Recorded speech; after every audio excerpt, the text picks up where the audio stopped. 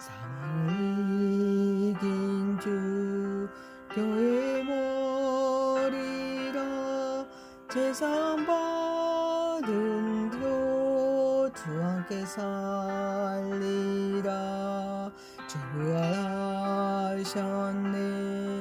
이 기쁜 소식을 온 세상 모두 알도록 다 전파하여라. 저 모든 천사여 검은 곳 하면서 사망을 이긴 주님을 늘 찬송하여라.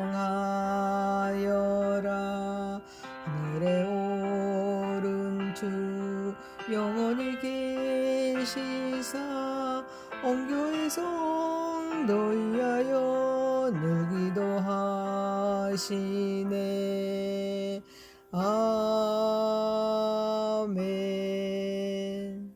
전능하사 천지를 만드신 하나님 아버지를 내가 믿사오며 그 애아들 우리 주 예수 그리스도를 믿사오니 이는 성령으로 잉태하사 동정녀 마리아에게 낳으시고 본디오 빌라도에게 고난을 받으사 십자가에 못 박혀 죽으시고 장사한 지 사흘 만에 죽은 자 가운데서 다시 살아나시며 하늘에 오르사 전능하신 하나님 우편에 앉아 계시다가 저리로서 산 자와 죽은 자를 심판하러 오시리라. 성령을 믿사오며 거룩한 공회와 성도가 서로 교통하는 것과 죄를 사하여 주시는 것과 몸이 다시 사는 것과 영원히 사는 것을 믿사옵나이다. 아멘. 하나님 말씀은 고린도전서 15장 12절에서 19절입니다. 그리스도께서 죽은 자 가운데서 다시 살아나셨다 전파되었거든 너희 중에서 어떤 사람들은 어찌하여 죽은 자 가운데서 부활이 없다 하느냐. 만일 죽은 자의 부활이 없으며 그리스도로 다시 살아나지 못하셨으리라. 그리스도께서 만일 다시 살아나지 못하셨으며 우리가 전파하는 것도 헛것이요 또 너희 믿음도 헛것이며 또 우리가 하나님의 거짓 증인으로 발견되리니 우리가 하나님의 그리스도를 다시 살리셨다고 증언하였습니다. 만일 죽은 자가 다시 살아나는 일이 없으며 하나님의 그리스도를 다시 살리지 아니하셨으리라. 만일 죽은 자가 다시 살아나는 일이 없으며 그리스도도 다시 살아나신 일이 없었을 터이요 그리스도께서 다시 살아나신 일이 없으며 너희의 믿음도 헛되고 너희가 여전히 죄 가운데 있을 것이요 또한 그리스도 안에서 잠자는 자도 망하였으리니 만일 그리스도 안에서 너희가 바라는 것이 다만 이 세상의 삶뿐이며 모든 사람 가운데 우리가 더욱 불쌍한 자이더라. 아멘. 전능하시고 거룩하신 하나님 아버지, 우리의 예배를 받으시옵소서. 예수님의 이름으로 기도하옵나이다. 아멘. 고린도전서 15장 12절에서 19절 말씀으로 죽은 자의 부활이란 제목으로 은혜를 받고자 하겠습니다. 12, 13절입니다. 첫 번째 부활은 기독교의 생명입니다. 바울은 고린도 교회 안에 있는 일부 사람들이 주장한 죽은 자의 부활은 없다라는 사상을 강하게 반박합니다. 그들의 문제는 예수 그리스도의 부활 자체를 직접 부인한 데 있다기보다는 성도들의 미래의 부활을 부정한 데 있었습니다. 이에 대해서 바울은 매우 논리적으로 변증합니다. 만일 죽은 자의 부활이 없다면 그리스도께서 다시 살아날 수도 없고 또 그리스도께서 살아나지 않으셨다면 기독교 신앙 전체는 그 기초를 잃은 무너질 수밖에 없습니다. 그러므로 부활은 부속적인 교리가 아니라 기독교 신앙의 심장이고 또 생명입니다. 부활은 복음의 핵심입니다. 구원의 확증이고 예수 그리스도 신성과 메시아 되심을 입증하는 그런 결정적인 사건입니다. 또한 부활은 구원을 계획하신 하나님께서 약속하신 종말의 새 시대가 시작되었음을 알리는 표지이기도 합니다. 예수님의 부활은 단순한 기적이 아닙니다. 새 창조의 시작입니다. 죄와 사망의 권세를 깨뜨린 하나님의 구원 역사의 결정적인 승리입니다. 부활이 없다면 그리스도의 사역도 복음도 우리의 믿음도 모두 헛될 수밖에 없습니다. 구약의 여러 방식으로 부활의 소망을 예표하고 약속해 왔습니다. 구원을 계획하신 하나님께서 죽음 가운데 생명을 주시는 분이심을 보여주셨습니다. 그 약속은 예수 그리스도의 부활을 통해 완전히 성취되었습니다. 그리스도의 부활은 모세오경에 나타난 언약과 희생 제도의 궁극적인 완성입니다. 창세기에서 시작된 구속사의 절정입니다. 율법이 드러낸 죄와 죽음의 문제를 그리스도께서 십자가 부활로 해결하심으로써 하나님의 구원 계획이 완성된 것입니다. 오늘날의 사회 역시 물질주의, 허무주의, 그리고 현재의 만족과 웰빙만을 추구하는 가치관이 지배하고 있습니다. 내세와 부활을 부인하거나 무관심하게 여기는 현대의 사상은 어쩌면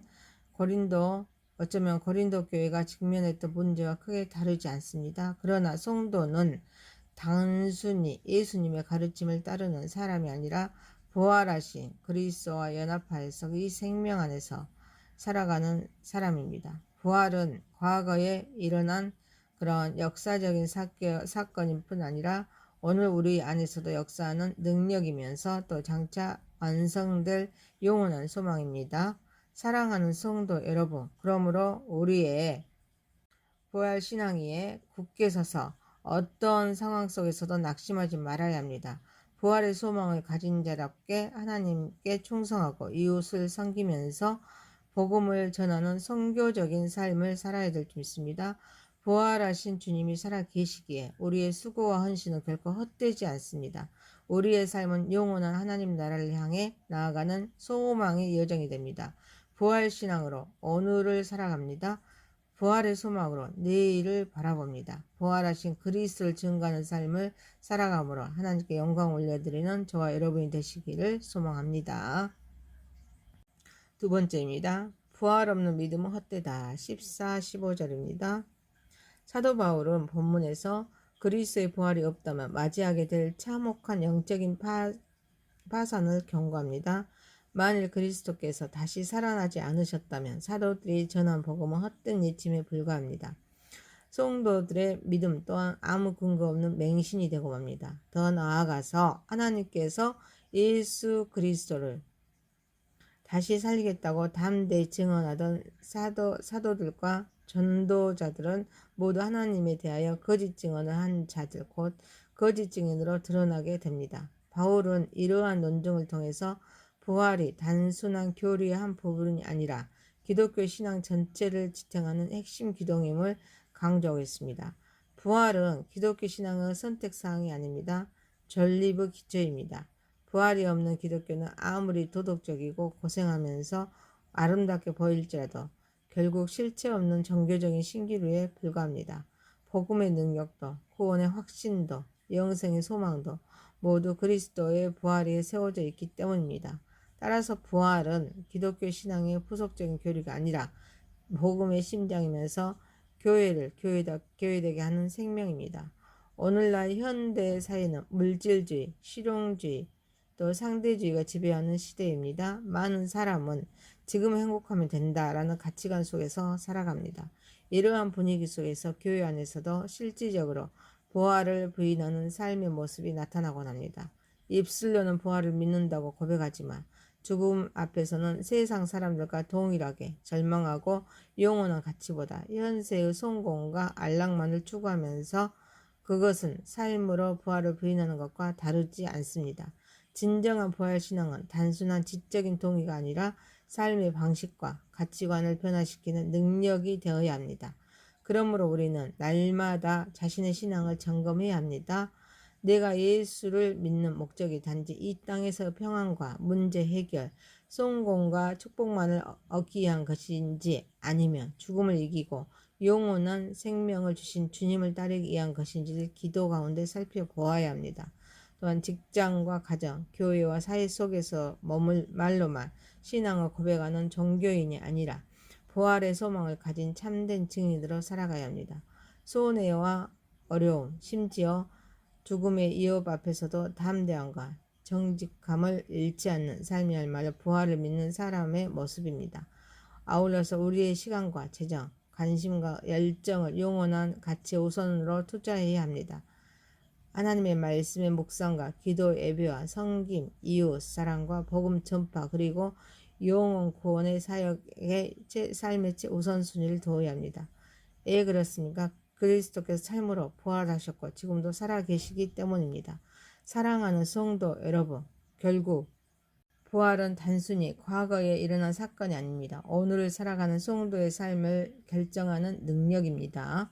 부활을 믿는 사람은 세상의 가치가 아니라 영원한 가치를 따라 삽니다. 또 두려움이 아니라 소망으로 살아갑니다. 그리고 마지막 날 하나님 앞에서 거짓 증인이 아니라 살아계신 예수 그리스도를 증거한 충성된 증인으로 발견되기를 소망하며 살아가면서 또 하나님께 영광 올려드리는 저와 여러분이 되시기를 소망합니다. 세 번째입니다. 부활과 제사함의 비밀입니다. 16에서 18절입니다. 사도 바울은 부활을 부정하는 자들의 논리를 끝까지 밀어붙입니다. 부활이 없을 때도 도달하게 될 파멸적인 그런 결론을 제시합니다.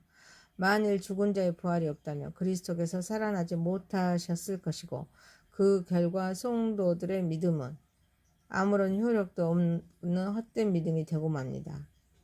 그뿐이 아닙니다. 사람들은 여전히 죄 가운데 머물러 하나님의 심판을 기다리는 존재로 남게 됩니다. 더 나아가 이미 그리스도를 믿고 죽은 성도들마저 구원받지 못한 채 영원한 멸망에 이르렀을 것이라는 절망적인 가정을 제시합니다. 바울은 이를 통해서 부활이 기독교 신앙의 부가적인 요소가 아니라 구원의 성패를 결정하는 핵심 진리임을 강조하고 있습니다. 본문은 특별히 부활과 제사함이 결코 분리될 수 없는 관계임을 보여줍니다. 십자가와 부활은 동전의 양면과 같습니다. 십자가는 예수 그리스도께서 죄인의 죄값을 대신 치르신 사건입니다. 부활은 그 희생 제사가 하나님께 온전히 받아들였음을 확증하는 사건입니다. 예수님의 죽음이 죄의 대가를 담당하신 사건이라면 예수님의 부활은 죄의 형벌인 사망의 권세가 완전히 패배하고 죄의 사함에 실제로 효력을 발휘하게 되었음을 온 우주 앞에 선포한 하나님의 승리의 선언입니다. 그러므로 부활이 없다면 죄 사함도 없고 의롭다 하심도 없으며 구원의 확신도 존재할 수가 없습니다. 오늘날 많은 사람은 죄를 가볍게 여기거나 아예 죄라는 개념 자체를 인정하지 않으려 합니다.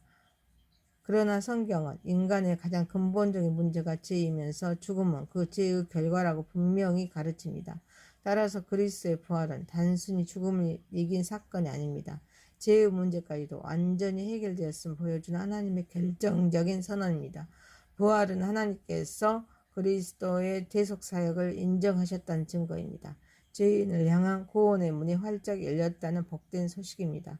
사랑하는 성도 여러분, 그러므로 우리는 그리스도의 부활을 믿는 자답게 살아가야 합니다. 부활은 죄사함의 확증이므로 더 이상의 과거의 죄책감과 정죄감에 묶여서 살아서는 안 됩니다.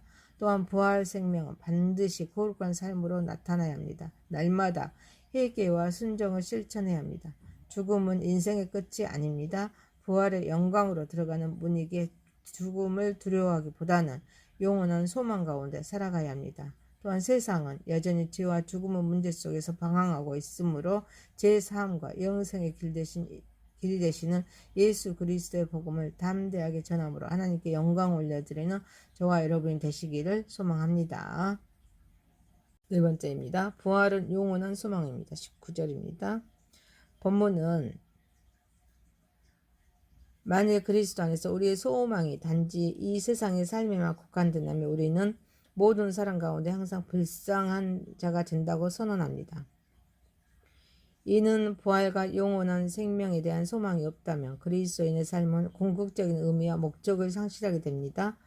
결국 절망과 허무로 귀결될 수밖에 없음을 강조하는 말씀입니다. 따라서 바울은 부활신앙이야말로 성도의 영원한 소망과 참된 기쁨의 근원임을 분명하게 선포하고 있습니다. 기독교 신앙의 시선은 유일한 이 세상을 넘어서 영혼에 맞추어져 있습니다. 초대교회의 성도들은 복음 때문에 핍박을 받았고 재산을 잃었습니다. 감옥에 갇혔습니다. 심지어 순교까지 당했습니다. 만일 영원한 생명과 부활의 소망이 없다면 그들의 희생과 헌신한 모든 것이 모두 헛된 것이 되고 말았을 것입니다. 그러나 예수 그리스도의 부활은 이 세상의 전부가 아님을 증명하는 결정적인 사건입니다. 성도들에게 약속된 영원한 생명이 실제임을 확증하는 하나님의 선언입니다. 부활은 단순한 미래의 교리가 아닙니다. 현재를 살아가는 성도들의 삶을 지탱하는 소망의 근거입니다. 신앙의 절정입니다. 오늘날 많은 그리스도인들이 자신도 모르는 사이에 신앙을 현세적인 축복을 얻기 위한 수단으로 여기면서 살아갑니다. 건강, 성공, 물질적인 풍요와 행복만을 위해서 예수를 믿고 있다면 우리는 자신의 신앙이 이 세상에만 소망을 두고 있는 것은 아닌지 진지하게 점검해야 합니다. 성도의 궁극적인 소망은 세상적 성공이 아닙니다. 부활하신 그리스도와 함께 누릴 영원한 생명이 있습니다. 그러므로 우리는 질병과 실패, 상실과 고난 그리고 죽음 앞에서 부활의 시선으로 세상을 바라봐야 합니다. 부활은 죽음을 끝이 아닌 영원한 생명으로 들어가는 문으로 바꿔놓습니다. 그렇기에 성도는 두려움보다 소망으로, 절망보다 믿음으로 살아갈 수가 있습니다. 사랑하는 성도 여러분, 부활은 성도의 가장 큰 소망입니다. 오늘을 살아갈 힘이자 내일을 바라보게 하는 확실한 약속입니다. 그래서 우리는 날마다 영혼을 바라보며 살아야 합니다. 우리의 정체성, 목적, 섬김, 성교, 충성, 고난, 그리고 죽음까지도 부활의 빛 아래에서 새롭게 해석하면서 영원한 하나님 나라를 소망하는 삶을 살아감으로 또 하나님께 영광 올려드리는 저와 여러분이 되시기를 소망합니다. 고린도전서 15장 12절에서 19절 말씀으로 죽은 자의 부활이라는 제목이었습니다. 첫 번째, 부활은 기독교의 생명입니다. 두 번째, 부활 없는 믿음은 헛되다. 세 번째, 부활과 제사함의 비밀. 네 번째, 부활은 영원한 소망입니다. 전능하시고 거룩하신 하나님 아버지, 우리는 부활의 신앙에 굳게 서서 어떠한 상황 속에서도 낙심하지 말면서 살아가게 하옵소서. 부활의 소망을 가진 자답게 하나님께 충성하고 이웃을 섬기면서 복음을 전하는 선교적인 삶을 살아가게 하옵소서.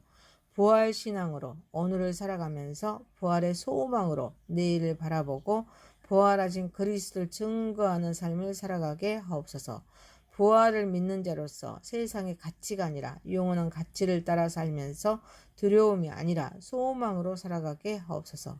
마지막 날 하나님 앞에서 거짓 증인이 아니라 살아계신 그리스도를 증거한 충성된 증인으로 발전되기를 소망하며 살아가게 하옵소서. 죽음을 두려워하기보다는 영원한 소망 가운데 살아가게 하옵소서. 세상은 죄와 죽음의 문제 속에서 방황하는 자에게 죄의 사함과 영생의 길이 되시는 예수 그리스도의 복음을 담대하게 전하며 살아가게 하옵소서. 부활은 성도의 가장 큰 소망이며 오늘을 살아갈 힘이자 내일을 바라보게 하는 확실한 약속이기에 우리는 날마다 영혼을 바라보며 살아가게 하옵소서. 우리의 정체성, 목적, 섬김, 성교, 충성, 고난, 그리고 죽음까지도 부활의 빛 아래에서 새롭게 해석하며 영원한 하나님의 나라를 소망하는 삶을 살아가게 하옵소서. 예수님의 이름으로 기도하옵나이다. 아멘. 하늘에 계신 우리 아버지여, 이름이 거룩히 여김을 받으시오며 나라에 임하오시며 뜻이 하늘에서 이룬 것 같이 땅에서도 이루어지이다. 오늘 우리에게 일용할 양식을 주시옵고 우리가 우리에게 죄 지은 자를 사하여 준 것 같이 우리의 죄를 사하여 주옵시고 우리를 시험에 들게 하지 마옵시고 다만 악에서 구하옵소서. 대개 나라와 권세와 영광이 아버지께 영원히 있사옵나이다. 아멘.